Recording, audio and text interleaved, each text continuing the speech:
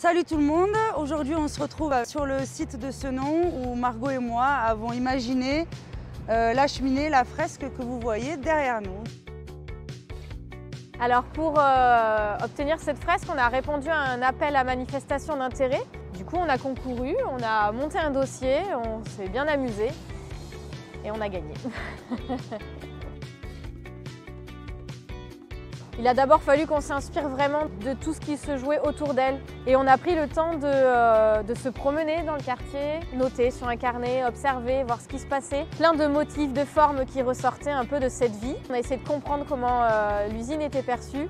En fait, cette usine, elle brûle des déchets pour les transformer en énergie. Donc nous, ce qu'on souhaite, ce qu'on a voulu faire, c'est vraiment mettre en valeur cette usine par ses couleurs, ses formes, ne pas la cacher, qu'elle se voit. Parce que jusque-là, c'était invisible et on a voulu rendre hommage au travail de cette usine et des travailleurs en la rendant visible.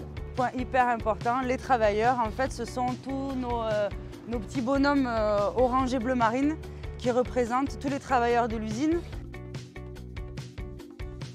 C'est une marque assez implantée en Gironde et ils sont reconnus quand même pour la qualité de ces peintures. On a contacté Eric Coinon qui est venu vraiment, qui s'est déplacé un long moment sur site pour faire toute la prescription, pour vraiment choisir techniquement quelle peinture serait la mieux adaptée parce qu'il y a plusieurs revêtements différents, donc il a vraiment pris le temps de faire le tour, de préconiser à tous les corps de métier qu'allaient intervenir les bons produits. Et puis pour Margot et moi, ce qui a été fabuleux, c'est qu'il nous a autorisé toutes les teintes. Donc voilà, ça a été un très bon travail de la part d'Eric pour nous permettre d'avoir et le côté esthétique et le côté quand même vraiment technique, efficace et durabilité dans le temps. On avait demandé les teintes sur des formats A4 et en fait on les pose à côté. Et je sais pas, c'est un truc qui se ressent en même temps, il faut que ça fasse une petite illumination. Ça se vit plus que ça se réfléchit, quoi. Si on a pu faire une œuvre aussi monumentale, c'est vraiment parce qu'il y a eu un gros travail d'équipe.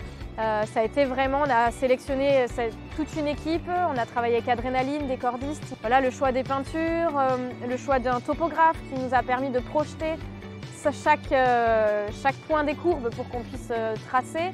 Au début, c'était notre projet à nous et petit à petit, je crois que c'est devenu un peu le projet de tout le monde. Elle est crâneuse parce qu'en fait on est voisines et le quartier où on habite s'appelle le lieu-dit Crâne. Ça tombait sous le sens, c'est les crâneuses.